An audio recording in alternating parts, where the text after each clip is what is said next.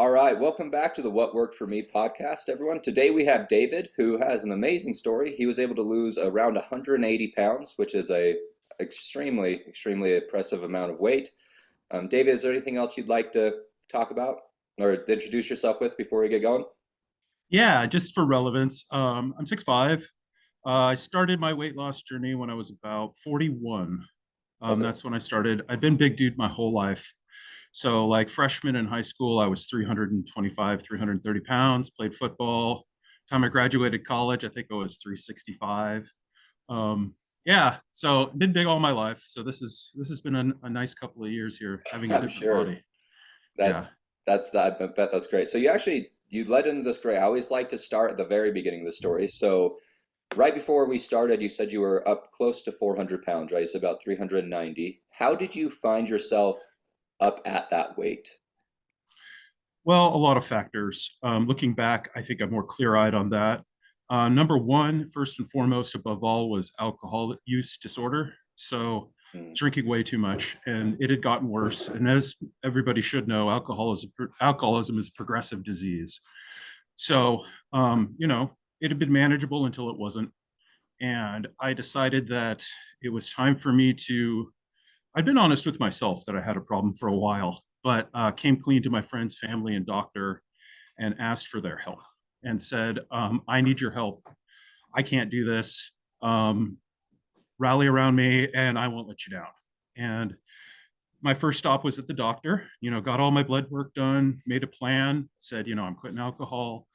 And really, that was the strength and the focus I needed to maintain a long-term plan to lose weight. So once the alcohol was out of my system, I was able to stick with kind of my game plan for weight loss. Okay. Yeah, let's talk about that first step for a second. What um how is that approach maybe different? Because this maybe been coming from like an alcohol addiction or some side of it, more than just a weight loss side. So were you planning on losing weight, or was the weight loss just a happy side effect of Yeah. stopping alcohol? Well, I mean, I'd done some weight loss in the past. Like I have used some of those programs where you make a healthy wage or something like that. And I went from like, 375 down to 300 pounds, made some money. So I knew that I could do the weight loss. Like the method I had was tried, true, and tested. Right. It's just I didn't have the alcohol under control, so I Uh, didn't have the ability to execute my plan for for obvious reasons. yeah, that makes sense. So I'd always wanted to lose weight. I always had proven to myself I could do it. It was just I needed to have that sobriety to stick with it and make it a lifestyle change instead of just something I've been planning on doing. That makes sense. So how fast did you start to lose that weight? How long did it take you to lose 180 pounds? It took me 11 months. Um, Wow, that is yeah, really fast. it dropped really, really fast. And if your viewers are interested, I'll email you some of my graphs or my apps. I've been tracking it since I I'm started it. But interested. yeah, so I think at the beginning it was 6 to 8 pounds a week I was losing, and pretty consistently losing 4 pounds or more a week, straight to my goal. Wow. And so what was your goal when you set out? BMI of 25. Okay. Yep. So get the healthy BMI. And that was right at like 200-ish pounds. 210, 210. according to my calculations. Yeah, Yeah. yeah. Being 6'5", that makes sense. I'm Yeah. And I just 6'3", so wanted to I'm see right what at the that same. looked like. What does that look like on my body? Like I had no frame of reference of what my bone structure would look like or Right. anything. I had no idea. So I'm like, I want to see it. That's my goal. I want to see what that looks like. I'd love to talk to you about this because I know the BMI scale is a debated topic amongst many people. And I think a lot of Right. people, I grew up kind of big, and I know a lot of people who do. You might have felt this sometimes, like you almost look at that number and you're like, that's not even realistic. If that was a factor, how did you start to change that and actually see like maybe I could get down to this weight? How did you make that even seem like a real option? Well, I like to think of myself as a rational person that makes rational decisions, given good input and data. So, BMI, I know what it is. It's not some, measuring tool for each individual and what they should and shouldn't be. It's a generalized tool for categories of risk, Right. right? So I know that. And I know that what a 25 BMI means is a statistical thing. It's not some like magical number. So I had to start somewhere. Okay. And I said, that's a number that is at least out there. I think achievable, even though everybody else said I was crazy. And, we are flexible, malleable beings. So if I make that my goal and I hit it or I don't, what difference does it make? I'm on a journey. Right. That makes sense. So what did this journey look like? What did you change besides? I mean, you talked about you removed alcohol. So let's talk about the nutrition for a second. How did your nutrition change along the way? So I took my doctor's advice and I joined through Kaiser one of these little health classes. And it wasn't anything that I didn't know, but taking some time every week to get with like-minded people, some of them going for bariatric surgery, some of them just on a weight loss path, talking about these things and sharing my experience, that was really helpful. So kind of getting into a little bit of a community with like-minded people was a good start. So for nutrition, I mean, I, I, I followed a mathematical simple principle. I calculate my TDEE, my total daily energy expenditure, Yep. based on my activity levels. And then I take 300 calories off of that as my eating goal. And then that's the basics of the plan. To start, that was the only plan I had. So you just went And straight then calories in, calories out at the beginning. that's it. There was no And macros, then no anything zero. fancy. Yeah. Now, I wouldn't say that there was no macros. I tried to focus on protein and eschew carbs, but I didn't make that like a priority. It was kind of like in the back of my head. And Okay. then I added an hour of bicycling at my home gym every day, 6 days a week. That was what you're So like. yeah, so a 400-pound man eating 300 calorie deficit plus putting in 1,000 calories of exercise calories a day, you're looking at a pretty good deficit right there. Yeah.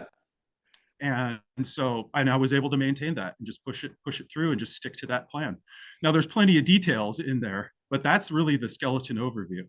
Yeah. I'd love to talk about something. This is something that I think is a small detail that others might have missed is you based your TEE energy expenditure before you added in the exercise, right? Correct. Yeah. I think that's something that I've seen people get caught on is they add in all their exercise and they count every single calorie possible and then they cut off 200 calories or something like that and it Right. ends up. So you No, and you didn't count right. your exercise calories. Right. And really importantly, I mean, I think one tip that I would share with everybody else that's made my life great, if you're very serious about this, invest some money and buy a few pieces of equipment that I find very, very important. Number one is the food scale. If you don't have one, get one. You have to calibrate your brain to what a tablespoon, to what 100 grams, to what, an ounce Actually looks looks like. like. Yeah. And different foods with different densities, you have no idea. So start training your brain that way. I would also get a scale, a smart scale that's Bluetooth enabled so that it can push that all your weight and all your data into a smartphone. So I use the app Lose It for tracking my calories and all that. So all the data is pushed in there along with the smartphone, or I'm sorry, smartwatch. So for Yeah. tracking calories and all that. So with those couple pieces of equipment, I'm not putting any manual data entry into my system. I'm pretty much just either clicking yes or scanning or something. So it's tracking everything for me. But while I'm doing that, it's really important to note, like you said, there's settings you have to enable to not count your exercise calories towards your calorie counts on your watch or on your app. So I think that's an important step, like you said, that some people miss. So they're exercising and it's counting those movement calories, Yeah. and then it's capturing the workout and then counting those again. Yeah. And so So you kind of yeah. end up double dipping and it throws things off. So Now I will tell you, when you're in that big of a calorie deficit, at the beginning, I didn't have any problems. It was after you lose 50 pounds that you start I did. I started feeling the hunger. I started feeling like I needed to eat more. And that's when it got hard. That's when you had to push through it. Now, the nice thing for me was I had this consistent graph going down. So the results are like, they're there. I feel hungry. I don't care. There's more important things down the road. Right. So You kind of had that momentum. This I'm glad we started getting this is I think length of caloric deficit or a cut can be a big factor when you start to bend it. So you said you got down about 50, 60 pounds and you start feeling that hunger. Was there any other strategies you used to combat the hunger or yeah, I regimented everything. So that made it really easy, took my brain out of it. So in the morning, it was either 2 to 4 hard-boiled eggs. That was my breakfast. My lunch is, sheet pan dinner type thing. So roasted veggies and some protein. And I'd measure and pre-pack all of that for a whole week. So I have my breakfast and lunches already portioned and counted and accounted for in my right? eating plan. So all I have to do is cook dinner for the family. And then for me, that's simple. Again, same kind of thing I'm eating for lunch because I'm often using those leftovers for dinner. Yeah. Yep. So it became really easy because I didn't have to think about it. And I feel very fortunate that I'm the type of person that I can eat the same thing every day if I like it, and it's fine. In fact, I get to the point where I prefer it. Like now, I eat oatmeal every day for breakfast. I have for years. I don't want to eat anything else. Like it's like I'm to the point where that's my breakfast. Even when I'm traveling for business, I literally go to a grocery store, I buy a bag of oatmeal and a thing of milk, and I'm making myself overnight oats at the hotel because that's what I want for breakfast. You Perfect. know, so and when you do that, for me, I have a Sunday night ritual where I plan out my meals for the whole week, and I don't have to think about it. It's prepped, it's ready. It saves me tons of money. You can cook your own meals exactly to the profile you want for your macros and for your own goals. And it's dirt cheap compared to any other way to go. So that for me, that was the big factor is really meal planning. Okay, so just meal planning and the control of the food environment. How did you find your meals? Like, how were you able? I love the idea that you find your couple power meals, those things that you like that you can go back to over and over and over again. How did you find those? Well, at first it's what I like, right? And then as my journey went on, as weight loss got more of a concerted effort, instead of just counting calories, now I want to focus on building muscle as well. So when that focus came along, I started looking at macros in foods. And I got really lucky in that some of my favorite foods have some of the most beneficial macro profiles. So, of course, I mentioned oatmeal. Of course, everybody goes carbs, blah, blah, blah, blah, blah, whatever. That's fine. If you're watching carbs, you watch carbs. I never cared about watching carbs. I just kept my calories where they should be. But oatmeal is one of my big ones because it has a lot better macro profile, I think, as far as protein goes than something like white rice. A lot of people love the white rice. Nothing wrong with it. I would just a bowl of white rice or a bowl of oatmeal. I'll take the oatmeal every day. Right. Breakfast, lunch, or dinner, no problem for me. Okay. It's very versatile. Greek yogurt, big one. Love it. I can eat it. I mean, it's like dessert for me. So non-fat Greek yogurt, I can eat it all day. The issue is it's expensive. So it led me down the path of making my own yogurt, which has been a great hobby that I picked up. So I make all my own yogurt the way I want it. And then I use like the leftover byproduct of creating yogurt and other recipes. So now I'm off to making sourdough bread with acid whey or doing other things. And so it's leading me down these paths of cooking and into foods that normally I wouldn't necessarily eat a whole lot of, right? Like sourdough bread. But now I am because it's a byproduct of making yogurt. And making yogurt was a byproduct of eating yogurt, which was a byproduct of losing weight, and it's just kind of a part Right. of it. Yeah. It's leading me down these little culinary paths of interesting things that I feel totally free to explore as long as I track it and I'm staying within my goals. And even if I don't, so what? I have full control of my weight and what it is, so I don't worry about it. That makes sense. So, you talked about you do a lot of cardio at the beginning, Yes. lots of biking, and it looks like you're walking right now, so I assume you're getting some steps in. Um, Yeah. you brought up building muscle. Did you start to incorporate some strength training or resistance training along the Yeah. way? Okay. I, What I did that look did like? I did start strength training. I joined the Planet Fitness, because it's cheap and it's like 2 blocks down the street from my office here. Perfect. So yeah, and I went there, and I mean, I'd done some strength training in high school and college and sports teams and things like that. So I'm not a total novice, but I didn't take it super seriously. You know, I go 3 days a week and just use the machines and not really track anything and just kind of throw weight around. And, you know, I think that's better than nothing. I think getting acclimated to going to the gym is great. And part of my focus was just making sure I built the habit of going, not necessarily doing it perfectly. I would rather do it more often imperfectly than often perfectly. Whatever, you know what I'm saying.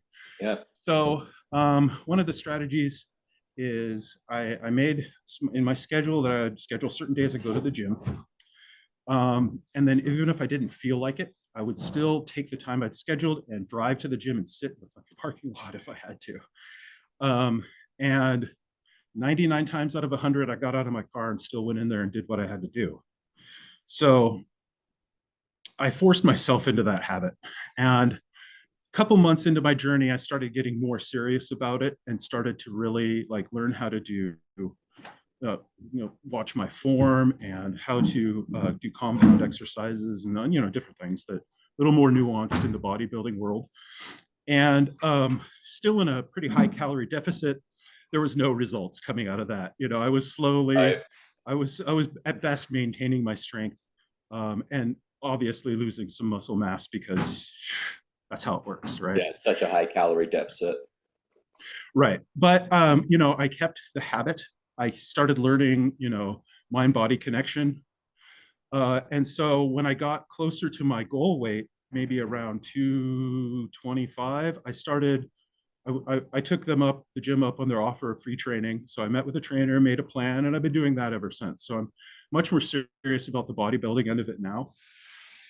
And that's a lot more difficult than losing weight. That's for damn sure. Yeah. So you're kind of switching into thinking more about body composition and that side Yeah. of it and doing all those I things. maintained a little over a year. And near the tail end of that year, I've started getting a little more serious. 3/4 assing it instead of half assing it. Yeah, I love it. So that's actually a good question. You said this was how long ago was it that you lost this weight? About 2 years. About 2 years. Often people struggle a lot more with maintenance than the actual weight loss. You even said that that was something that you struggled with more, before you actually got it off and kept it off. What changes were you able to make this last 2 years? Well, first, I haven't touched a drop of alcohol. So, I mean, that's the easy answer. I've also completely changed my outlook on rest, if that makes sense. So for me, rest isn't laying down on the couch and reading a book or watching TV. I very rarely do that now. I mean, I do, but it's rare that I choose that as my rest. My rest now is going for a walk in the park. My rest is taking the kids to walk around the neighborhood and collect cans for a little pocket money, or doing a home project where I need to do a major cleaning and reorganization. So I'm viewing my rest time as times to be active. Okay. And that has really, I mean, it can offset a lot of bad dietary habits, not all of them. Now, when I say a bad dietary habit, for me, that's a very different thing than most people. For me, a bad dietary habit means I really like clotted cream. And I had 7 tablespoons of it yesterday.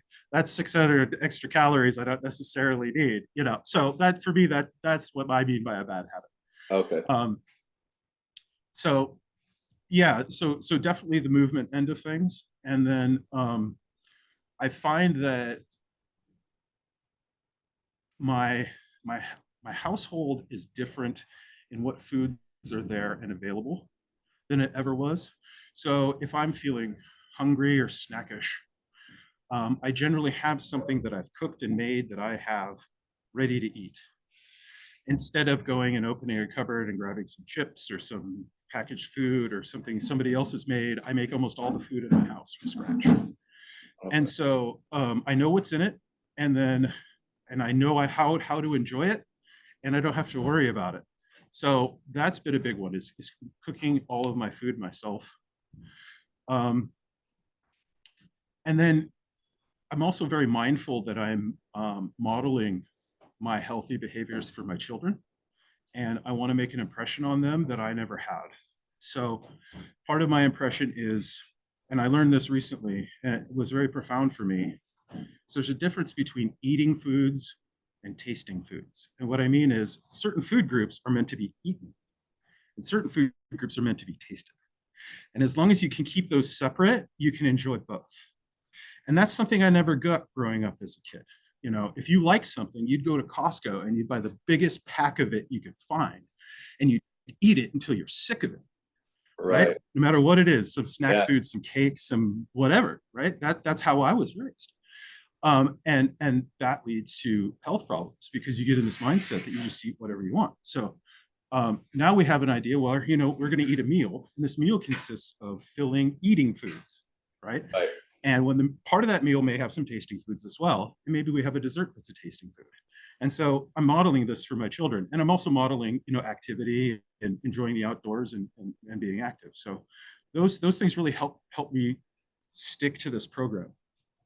I really like what you said when you brought the family aspect into it. How has losing 180 pounds affected your relationships in your family?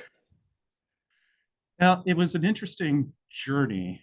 Um, I come from a family of mostly bigger people, as you can imagine, and they all couldn't imagine me being not huge, right? So they Right. all were like, don't lose weight, don't lose weight, you're fine, you're 300 pounds, you're good, don't lose any more. Oh, stop, stop, stop, you know.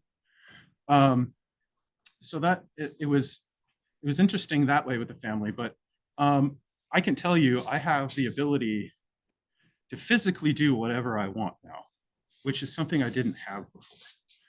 And what I mean by that is, um, if on a whim, let's go climb Dog Mountain, you know, and the kids are like, let's go, we'll go, and we'll just climb that mountain. And you know what? My 3-year-old may be really tired. I might have to carry him. I might be able to do it. Let's see. Let's find out. Let's see how far we're going to get up that mountain. That'd be Right. really that'd be really tough. I'd try it. Let's do it. You know, and then so my relationship is like before it was sit on the couch and watch TV and leave daddy alone and watching his stories. And now, and now it's like, hey, you know, it's a nice day. How about we go to the gorge and go for a bike ride? You know, it's a total different kind of experience. That's great. I really like that. So, it sounds like you've covered a lot of data throughout this change. And I'd be interested to know what's Everything I've eaten since I started, like up to today. wow. Um, well, honestly, I'd be really interested. You said that you started with a doctor, so did you see improvements in kind of those things that a lot of people worry about, like blood Yeah. pressure and all that? Oh, I could tell you. Yeah, So please, please. I had really bad high blood pressure. Not really bad high blood pressure, but I was on medication for my high blood pressure. I had sleep apnea. Hmm. The year prior, I had fallen and ripped my quadriceps tendon. So that had almost killed me. I had had a blood clot in my lung, all kinds of bad health issues related to a fall I took. Um, so definitely. Sounds rough. So, but now here's the good news. In my journey, um, the sleep apnea, long story, it's gone. I haven't had it for a long time, and that is a blessing to be rid of. Blood pressure was an interesting story. Caution anybody that may have this happen to them. My blood pressure actually went low, like way low, and I was still on medication. So I was losing weight really fast. And I don't know if it's the dosing or whatever, the medication was working too hard. So I had really low blood pressure. So they took me off that medication. And now I also still have very low blood pressure. So if I sit, you know, at home and I put my feet up, my blood pressure may be like 80 over 40. Wow. So I got to be really careful now. So if I stand up too fast, I could pass out. All this, I've got an opposite issue. So I've talked to the doctor. They're not concerned about low blood pressure. Just, you know, wear a helmet. You know, that's the only thing they can tell me. But all of my health problems, 100% are gone. My knee is not an issue. I mean, I had major surgery. I run miles and miles. I bicycle mile. It's not. It doesn't hinder me at all. So, I mean, it's the best thing I ever did for my health. And I would never go back because, at least for the health aspect, anyways, I just couldn't. I have too much I can do now that I couldn't do before. That's great. Let's zoom in on a couple of those things. So sleep, something I'm always very interested in. How long did it take you to start seeing progression in sleep, and then to the point where you got rid of the CPAP and all of the sleep apnea? I can't say that I remember real clearly. Um, I know that within, I want to say 6 months, I had my second sleep study and I was able to take off the CPAP. Okay. Um, and I probably could have done it earlier, but it's the kind of thing you don't really, you don't, I don't trust my own intuition when it comes to like breathing at night. I'd rather That's rely on fair. the doctor and the data. Oxygen's kind of needed. Right. So like maybe I feel like I don't need it, but I'm still going to use it until I'm told I can't, or until I'm told I don't need to use it. So I don't know. That's a hard question to answer. And I think, you know, if you have sleep apnea, you need to work with your doctor. But I would say if you are losing weight quickly, it should be simple for them to test you. Like they send you a watch, you sleep with it at night. It's worth it to test because once you get that machine off, oh, you can sleep so nice. Is this just so much better to not have to deal with that at night, and you just feel way Well, better? you know, it's funny because not too long before, maybe a couple of months before I started losing weight, is when I got my CPAP. And that was a life changer getting it because hadn't realized how poorly I was sleeping and how much I was suffocating at night. And so once I put that on, it was like, oh my God, like I forgot what deep sleep was. Um, so then having it on was kind of like this experience of relearning how to sleep. And then not too long after that, I was able to take it off. So maybe it was one of those things that almost helped you get going. I know sleep can be a big factor that way. Um, Absolutely. the next thing you brought up was joint health. How you said you've seen a great improvement in your joint health and those type of things. Was that just from that injury, or just overall? Did you have chronic pain before, and did that go away? No, never had problems. I Okay. just had that injury and, you know, it was like a year. I was like a year off my leg. So there was a lot to relearn and re-strengthen and all that stuff. That makes sense. Man, that's still such an incredible story. So a couple things I like to do as we start to wrap things up is one, if you were looking back, what do you think were some of your biggest mistakes you made? Well, so I've thought about this a lot and it's easy to say. So I'll say it and then I'll back it up with a caveat. Yeah, please. I probably would have done it slower, knowing what my goals are now. So my goals now are, you know, to build muscle mass. Right. So if I had gone slower, I think that I would have preserved a lot more of what I had when I was a 400-pound monster. And when I was 400 pounds, I wasn't a couch potato. I still was decently active. So, you know, I probably had a lot of muscle that I could still have today if I'd gone slower. But having said that, would I have continued on at a much slower rate of progression? I don't know. You know, I did what I did and it worked. So it's hard to say what I did wrong because I got the end result I wanted faster than I ever thought I could. So Yeah, that makes sense.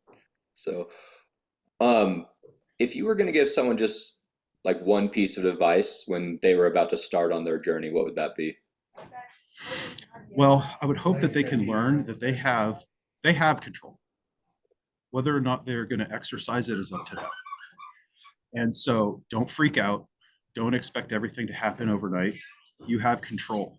So if you make a plan and you stick to it and you execute, it will work. Yeah, It sounds really simple, and it is.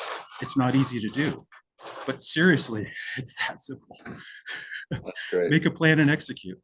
And if it's not working, then something's wrong with your plan. I like that.